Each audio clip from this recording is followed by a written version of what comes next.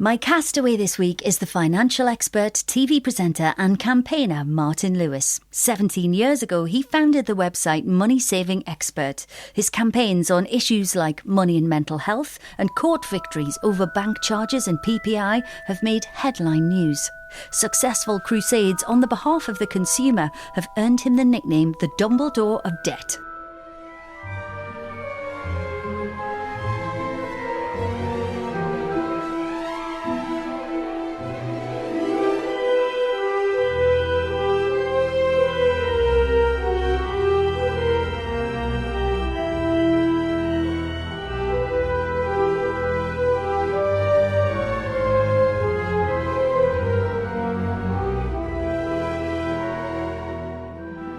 $13 million of us receive his weekly money tips mail out. Whether he still uses them himself is a question we'll get to later.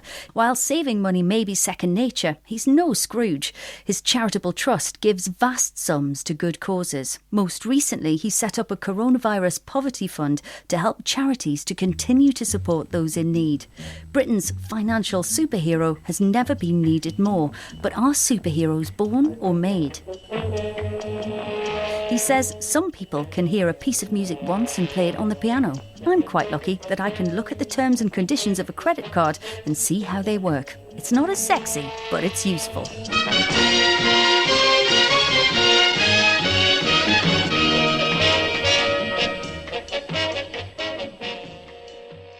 Martin Lewis, welcome to Desert Island Discs. Far, far less sexy. So, Martin, you call yourself an accidental entrepreneur. Why? Because I never set out to make money. When I set up moneysavingexpert.com, I see myself as a journalist, now a campaigning journalist. And it was set up partially to promote my broadcasting work, which was started out. I'd been to Cardiff University, had done a postgrad in broadcast journalism. I was interested in personal finance and empowerment. And I set the website up to make that work. Originally, when I set it up, it had no way of making money. And it was only when it got bigger and bigger and the server cost started to explode, so that it was costing me £1,000 a month, which out of a freelance journalist salary was a big whack that I was struggling to afford. I had to find some way that it could pay for itself. So I put these affiliated links on transparently, ethically, giving people an alternative choice, always saying when it worked, never changing my editorial on the back of it. And that was almost something that was accidental. I didn't expect it was going to make quite the revenue it does or provide the amount of wealth that I now have. I suppose it goes back to journalism school. And everybody sat around and they all said what we wanted to do. And there were some brave people who wanted to be war correspondents. And I talked about, at the time, I'd like to be an expert on a show like This Morning. And they looked at me and said, why? Why do you want to talk about money there? And the answer's quite simple, because when you watch those programmes, you know, they have their psychiatrists and they have their doctors and their stylists and their hairdressers and all of these people who make people's lives better. But you can't do any of it if you don't have the money. If you want to start talking about how you truly affect people's lives, you put cash in their pocket to begin with. Money. And that's the greatest form of empowerment you've got in our society. Money makes the world go around, the world go around, the world go around. Money makes the world go around, it makes the world go round. A mark, a yen, a buck, or a pound, a mark, a yen, a buck, or a pound is all that makes the world go around. That clinking, clanking sound can make the world go round. Money, money, money, money, money, money, money, money, money, money, money, money, money. If you happen to be rich and you feel like a night's entertainment, you can pay for a gay escapade. If you happen to be rich and alone and you need a companion, you can ring ting-a-ling for some mate. If you happen to be rich and you find you are left by your lover and you moan and you groan quite a lot, you can take it on the chin, call a cab and begin to recover on your 14-carat yacht. What? Money makes the world go round, the world go round, the world go round. Money makes the go round, of that we both are sure on being poor. Money, money, money, money, money, money, money, money, money, money, money.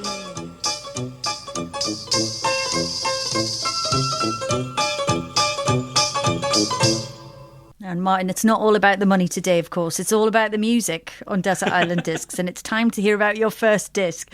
Tell us what we're going to hear and why you've chosen it.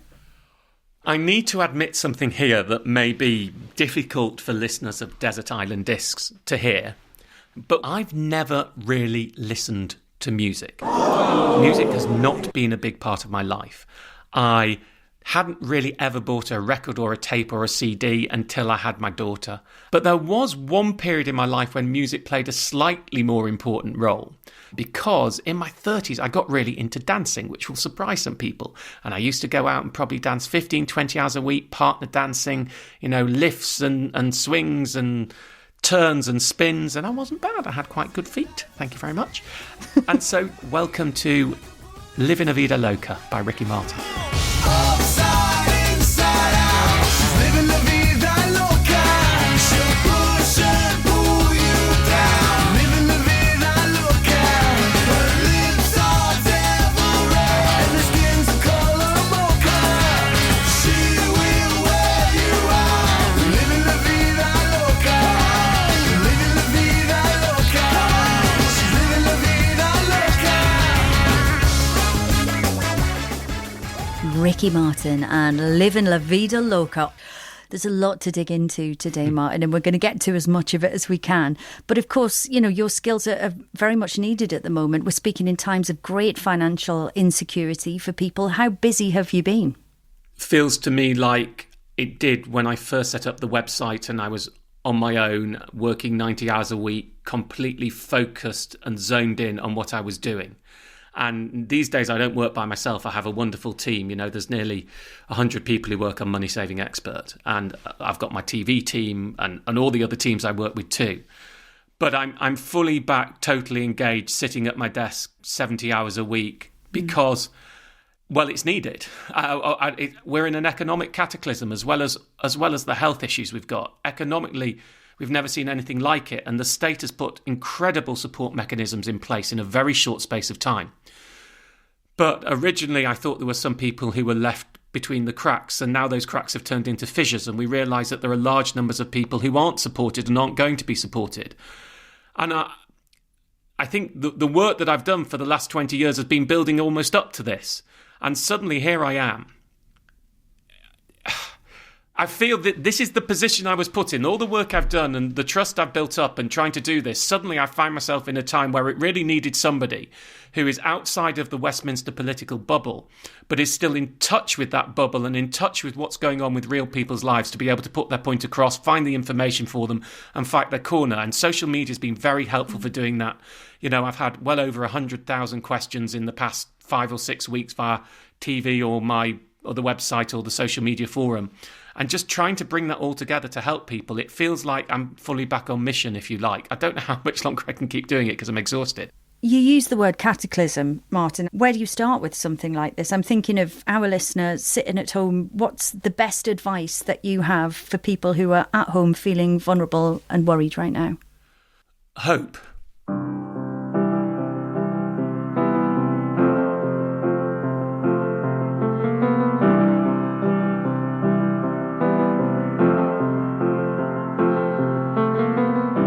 Imagine there's no heaven.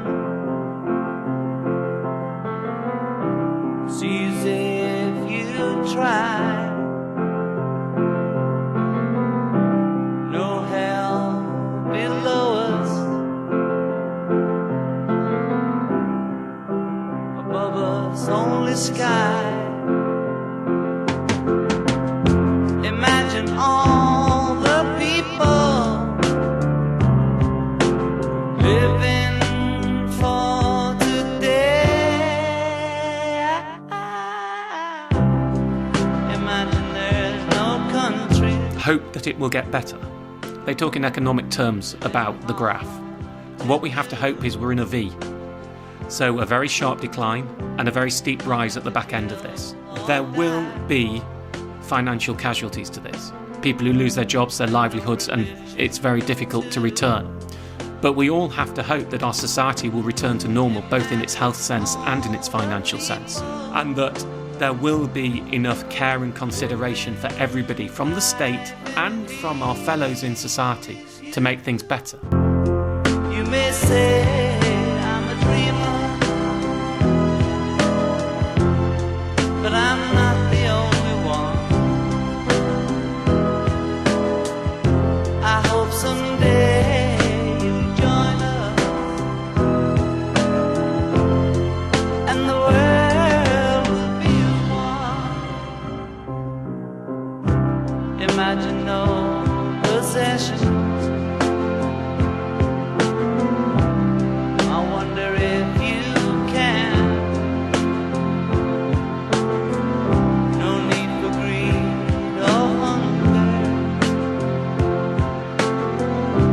a brotherhood of man. Imagine all the people sharing all the world. You may say I'm a dreamer,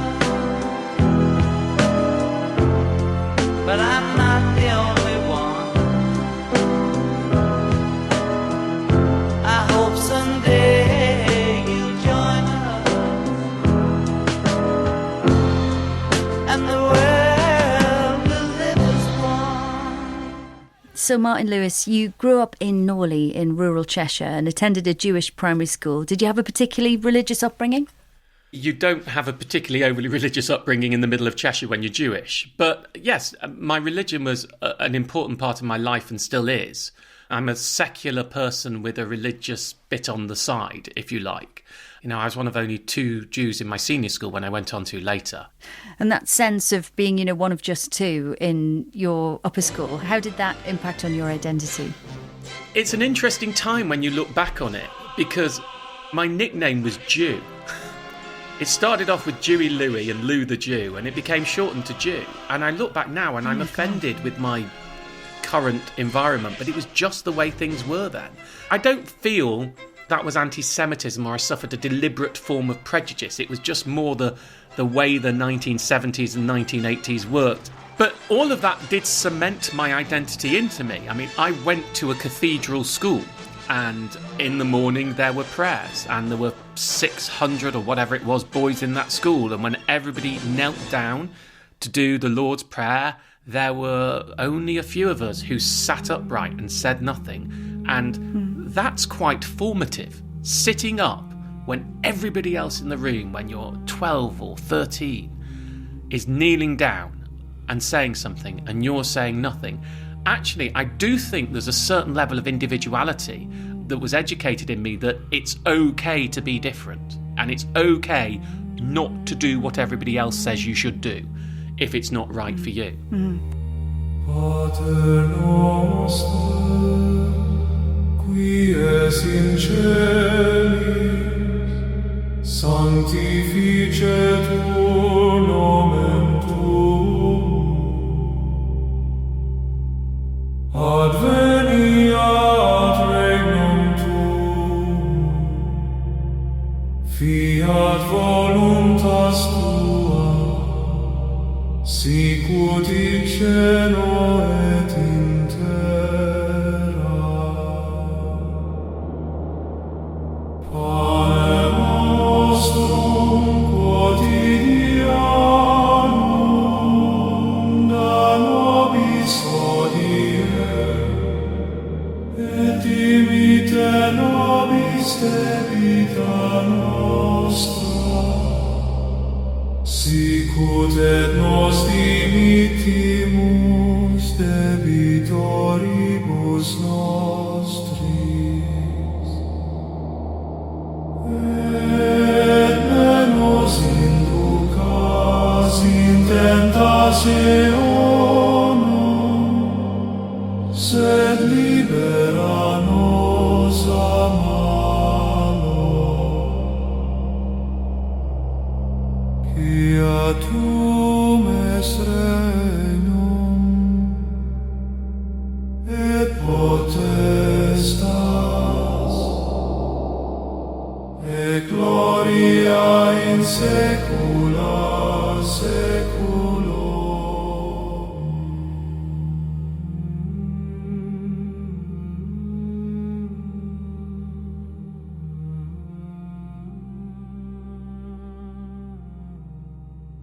You were good with numbers from a young age, I know. Was your promise spotted at school?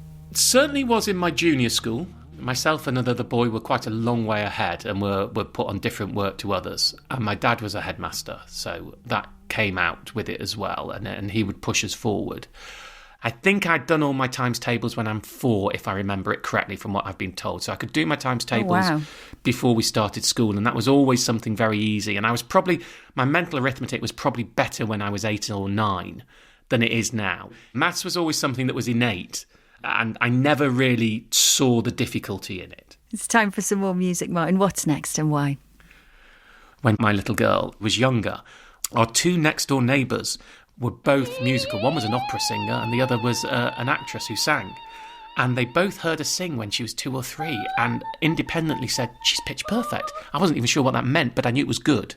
And she's learning to play the keyboard at the moment. She loves to sing and do all that type of thing. And the one song that just caught between the two of us that she thought was so much fun, and it's a duet between two people, and it's a great little funny thing to do with a child when I was showing her music from the 1940s that we now sing sillily together. So I have to take that to a desert island. So this is Louis Armstrong and Ella Fitzgerald. Let's call the whole thing off. You like tomato, I like tomato, potato, tomato. Let's call the whole thing off. But oh, if we call the whole thing off, then we must part. And oh, if we ever part, then that might break my heart. So if you like pajamas, I like pajamas. I'll wear pajamas. Louis Armstrong and Ella Fitzgerald, Let's Call the Whole Thing Off. So Martin Lewis, another good cause that you've been involved in is a bereavement charity, and you've been working with them for a number of years. You lost your mum in a tragic accident just before your 12th birthday. Now, looking back at your younger self, at that little boy, what sort of counselling might have helped you at the time? I think anything at all. My mum was there one day and she wasn't the next. That was it. And none of us knew how to deal with it. And we were all stunted by it at the time. And this was 1984. You didn't have counselling. Certainly you didn't have counselling in rural Cheshire. And so we had to get on with it. That was the end of my childhood, ended on that day. And I struggled very, very hard, as we all did, for a long time. And I'm still not over it, just better at dealing with it. I'm not surprised. I mean, completely devastating thing to go through. I never went out until I was 18. Never left the house. Couldn't leave the house because I wasn't at home when it happened to my mum, and I couldn't cope with leaving the house because of the thought of something else could happen. And it was very difficult because when all my friends at school were going to parties, when they're about 15, 16 and meeting girls and things like that, which I would have liked to do, I couldn't cope with it.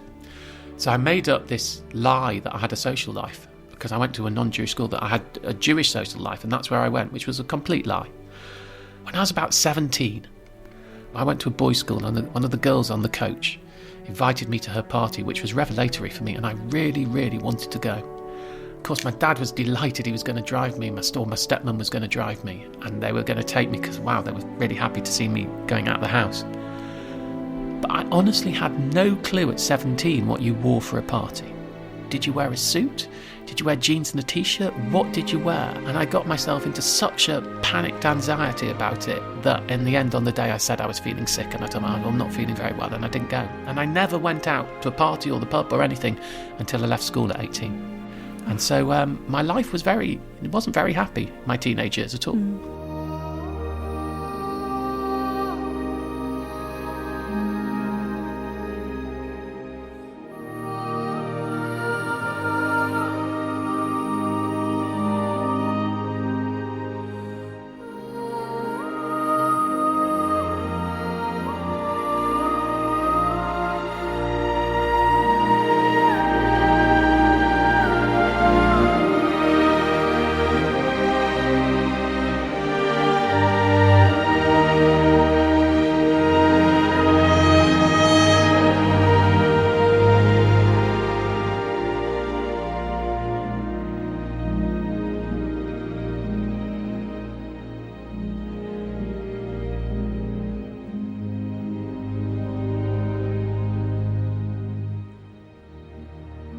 It sounds to me, from researching this and listening to you talk, it sounds to me like your perspective on yourself then and on that experience is changing.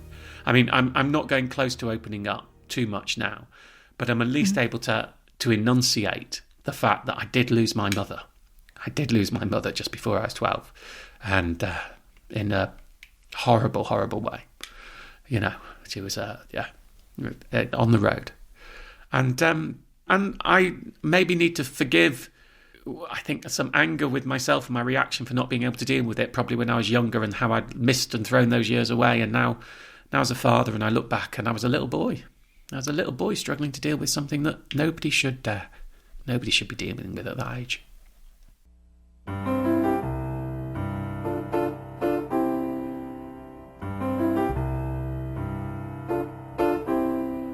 I'm feeling happy. I am so sad. I lost the best friend that I ever had. Wish I could go back and change the years. We're going through changes.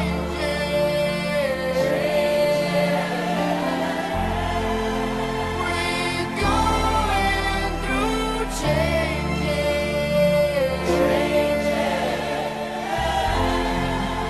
We're going through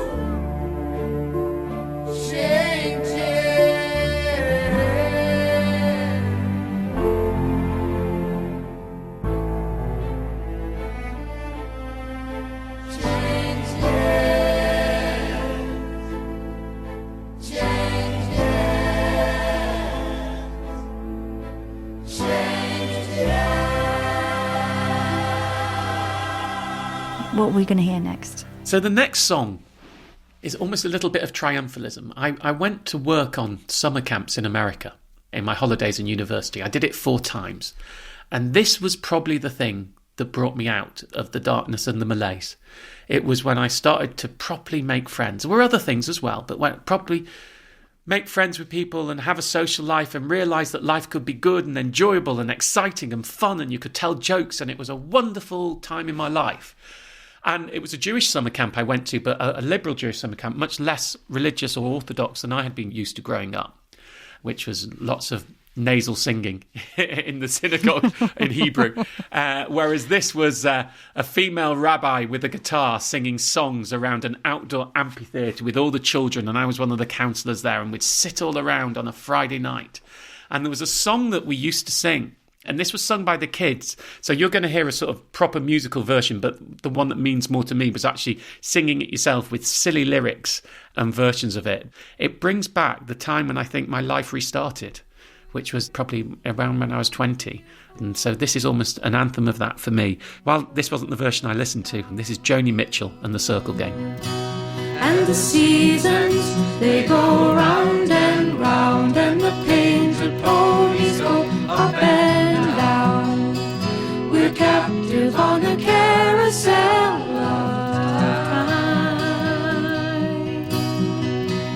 We can't return, we can only look behind from where we came, and go round and round and round in the circle game. Joni Mitchell and the Circle Game. So Martin Lewis, after sixth form, you went to the London School of Economics to study government and law. And you said of the experience, I discovered that I had an inbuilt responsibility chip. What form did that take? I was always the one, if you're going out as students, who would check everyone was all right and do all that type of thing. When you go from the life I'd have, it's like being a flipped pancake. That suddenly, from everything being dark and down and depressing, suddenly I was just wanted to just experience things to the full, and nothing could hurt me, and I was loud, and you couldn't fail to notice me, and engaged in everything I could. It's a very political, or at least was then, a very political university with incredible experiences. You know, I remember during the Yugoslav conflict sitting at a table in my hall of residence, because it's very overseas, with talking with a Serb and a Croat and an American and someone from China, an Australian, and 2 people from Germany, and talking about that conflict with all these different perspectives. It was just, from a little boy from a forest, it was just awe-inspiring.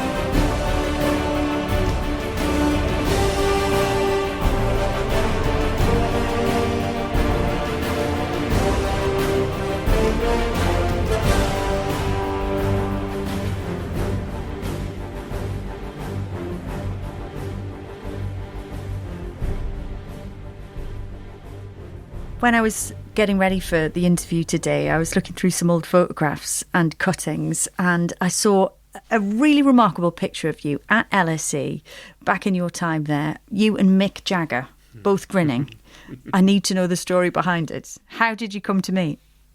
LSE operated an honorary presidency system, which was by a vote. And in my year, when I was General Secretary, or President of the Union, if you like, it was Mother Teresa, Yitzhak Rabin and Mick Jagger. And to all of our surprise, Mick Jagger, who was promoted by the entertainment sabbatical, a guy called Gary Delaney, who's now a stand-up comic and he's a mate. Gary proposed Mick Jagger and Mick Jagger won. Now, Mick Jagger had been at the LSE. He did 2 terms of accounting and finance, then left to pursue his music career, which I hear from his tutor, who his tutor at the time says, you'll never make any money from this, but it'll be ready for you when you come back. He won. And Gary and I went to meet him to present him with his honorary presidency at Wembley Stadium when he was doing a concert. And I was empowered by the school, the LSE, to say that they had checked and his degree was still open and he was still welcome to come back and finish it whenever he liked. And we chatted for about probably 45 minutes, an hour, until he said, I've probably got to go and do a concert now. It was just one of those marvellous experiences. Meeting Mick Jagger when you're that age, going to Wembley Stadium. We got to see the concert afterwards. We were in hospitality, which was very nice for students. They were very, very posh pucker grub, I remember at the time. And yeah, it was just fantastic. Disc number 5, Mr. President. Let's go for Satisfaction, the Rolling Stone.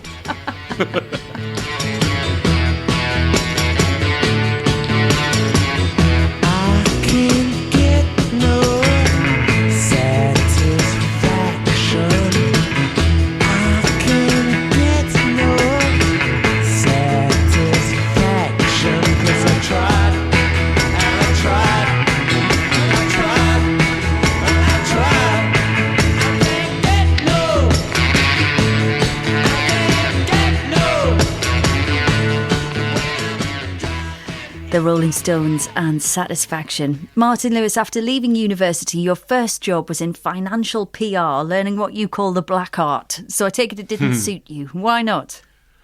It wasn't that it didn't suit me so much. It just felt naturally I was on the wrong side. I mean, 90% of working at that firm was about keeping your clients out of the papers, not putting them into the papers. It was about, looking at corporate messaging. It was one of the very big firms out there. And it was a wonderful place to have worked, to start to learn about how that corporate world worked.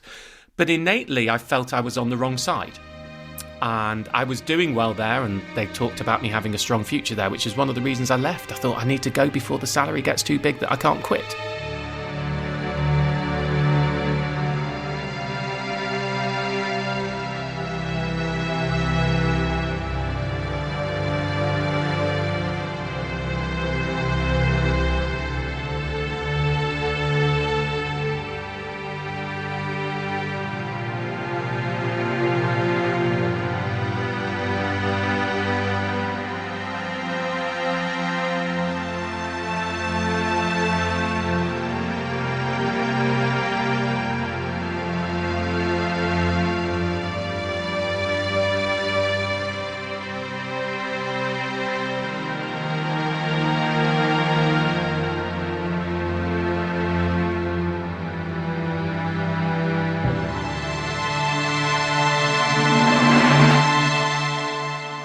And I know that you were doing stand-up to kind of relieve the tedium, I think was the expression, the quote from you that I saw. It was exactly what I was doing. We'd brought a stand-up club to LSE while we were there, mainly Gary. And I teamed up with Gary, and he wrote for me. I did all right. I came second in the Hackney Empire New Act contest. I won the Comedy Cafe New Act of the Year and went on with Harry Hill and that type of stuff. But I knew stand-up wasn't really for me. What was the grand plan then? You did go back and do broadcast journalism at Cardiff University after working in PR and doing the stand-up. So was there an aspiration to make it in TV and be in front of the camera? Was that what you wanted? That was part of it. It seemed to be the good mix between the stand-up and the financial PR, if you like, being a broadcast journalist. The ability to go out there and talk and communicate and get the message across, but still working within a serious genre.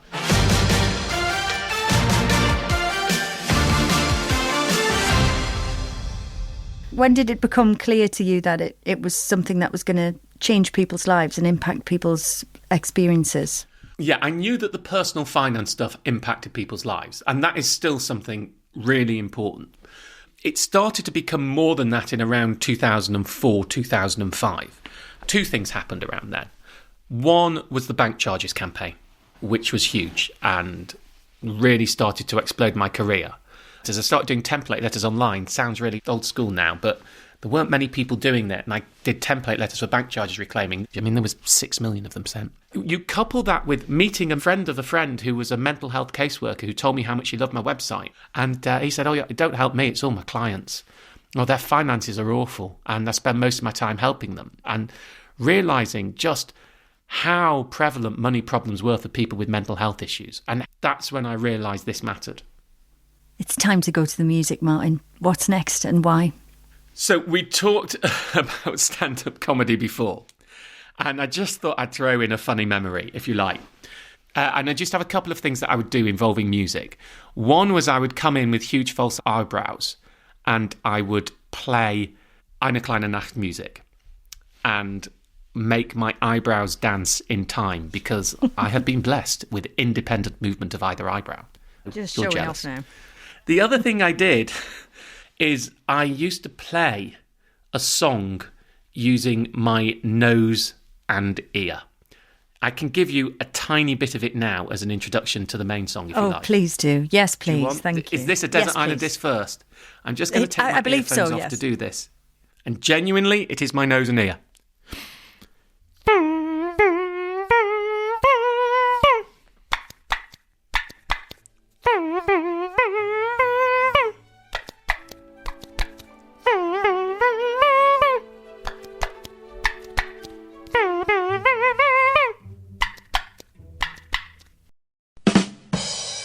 I won't do any more. I'll just introduce the Blue Danube.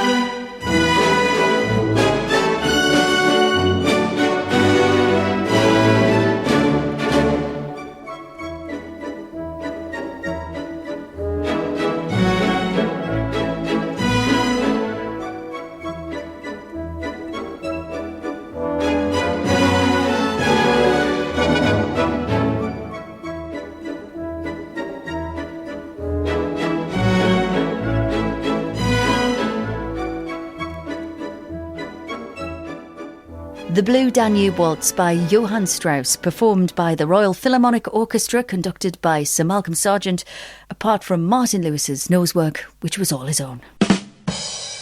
You have a hugely trusted position. You occupy a very trusted place in the public psyche, second only to the Queen, according to some polls, as the Depends most which poll. trusted Depends which poll. public figure.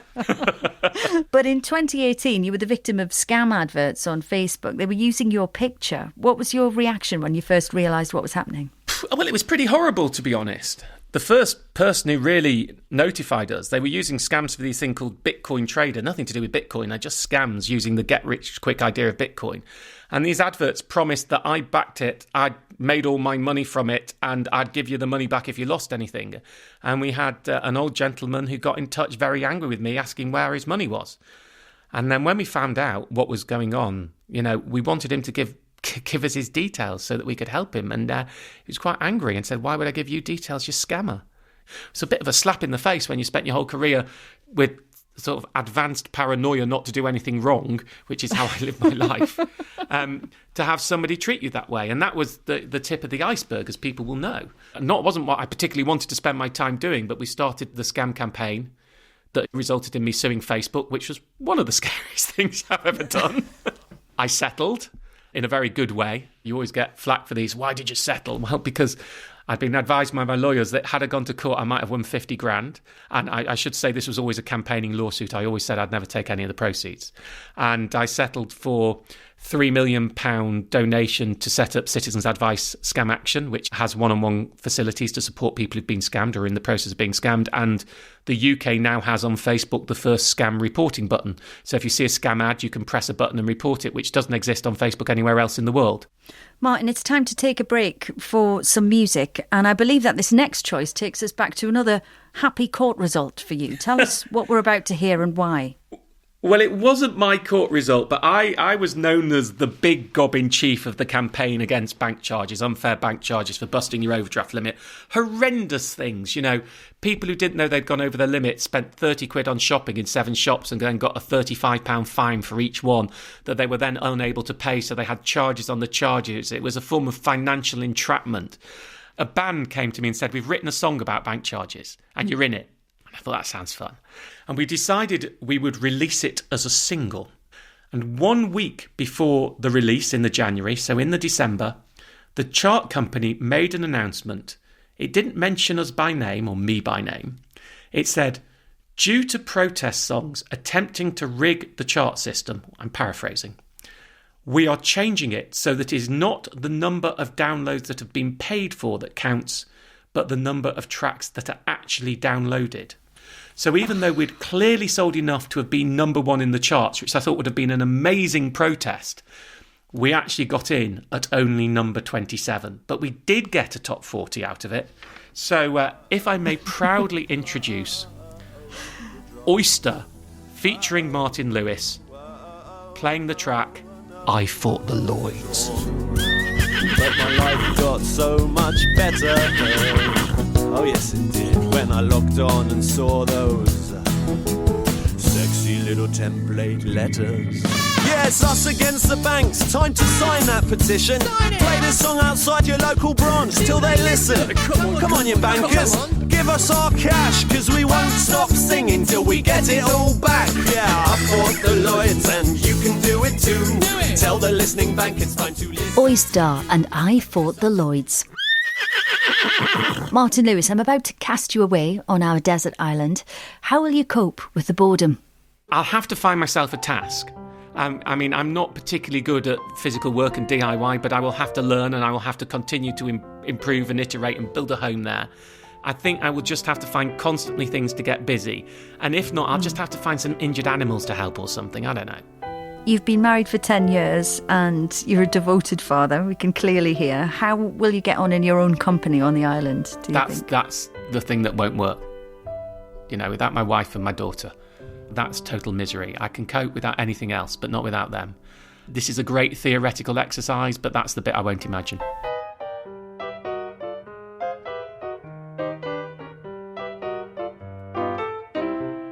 I was born to make you happy. I think you're just my style. Everywhere I go, telling everyone I know, baby, I love to see you smile. Don't want to take a trip to China. Don't want to sail up at night. Wouldn't want to get too far from where you are, 'cause I love to see you smile.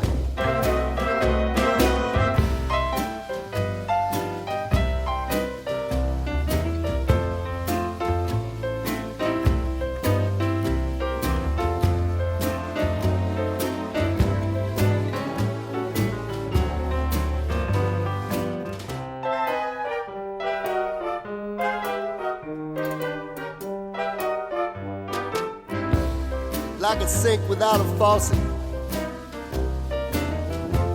like a watch without a dial. What would I do if I didn't have you?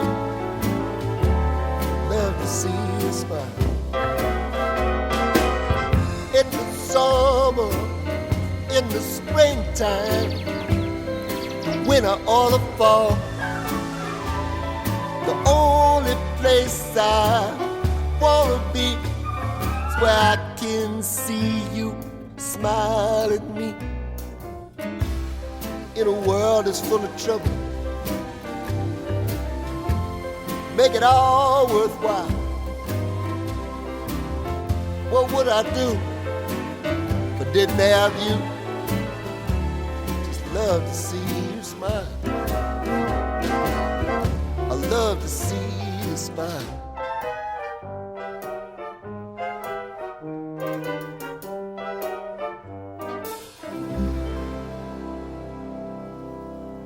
There's just time for one more disc before we cast you away, Martin Lewis. What's it going to be? Well, I had a track earlier for my daughter, so I couldn't have something that didn't remind me of my wife. When we started going out, in the days when she would allow me to do this, I'm banned now since we had a child, I'm not allowed to ride a motorbike anymore, but we would occasionally hire a motorbike when we were on holiday, and we'd sit there and we'd sing this song in the sun on the back of a moped, both wearing helmets, being safe, I should note.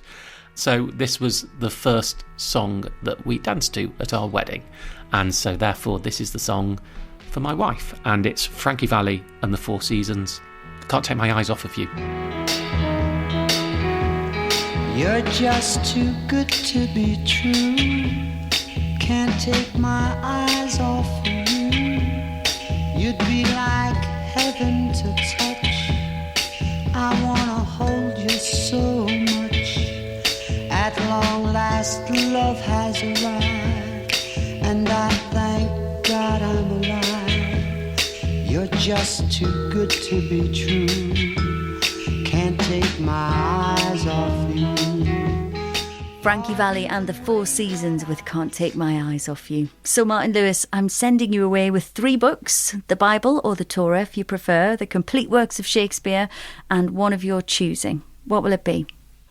It's a very deliberately mercenary choice. Most of my reading tends to be escapism. I like historic novels or science fantasy.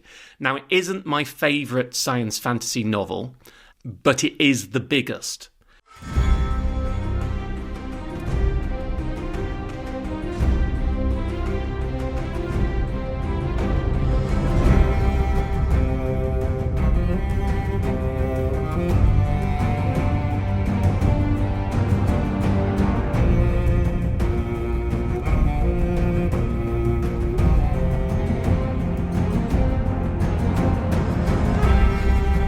So, I've never actually watched the programmes, but if I'm allowed the complete collection of Game of Thrones, it's 5,000 pages, it's in the right genre, and I think it's one of those series you could reread a few times and just take up a bit of time with it. So I'm going to go for the complete Game of Thrones, if that's allowed, please. I'm going to say yes and allow it. Boo. I know you'll probably find a loophole anyway, even if I said no. So I'm going to wave that through.